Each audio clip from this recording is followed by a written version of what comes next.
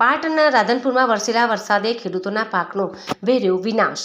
રાધનપુરના મહેમદાબાદ ગામના ખેડૂતોના મોઢે આવેલ કોળિયો વરસાદે છીનવ્યો। મહેમદાબાદના ગામમાં ખેડૂતોએ કરેલ પાક પાણીમાં ગરકાવ થતાં પાક ગયો નિષ્ફળ।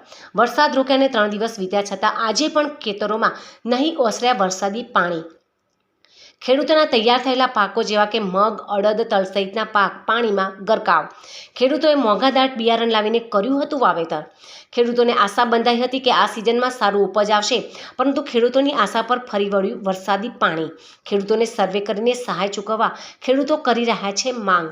જિલ્લાના રાધનપુર તાલુકા મહેમદાબાદ ગામ અને મહેમદાબાદની ગામમાં જે મેં મરચામાં 1 વીઘાનું વાવેતર કર્યું હતું, એનો લગભગ ખર્ચ 35,000 આશરે થયો હતો ખર્ચ, અને એનું ઉત્પાદન લગભગ 1.5 થી 2 લાખ રૂપિયા થશે 1 વીઘામાં, જે હાવ આ વરસાદના કારણે બધું નિષ્ફળ ગયું છે।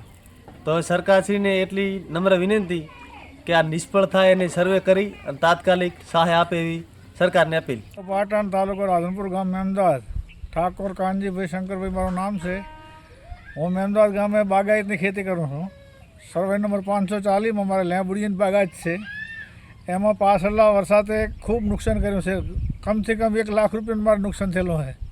ભાગી નાખી છે લેબુડીઓ, માલ બધો ખરી ગયો છે, અને સરકારને સહાય માગે છે, કોઈ 100% સહાય હાલે।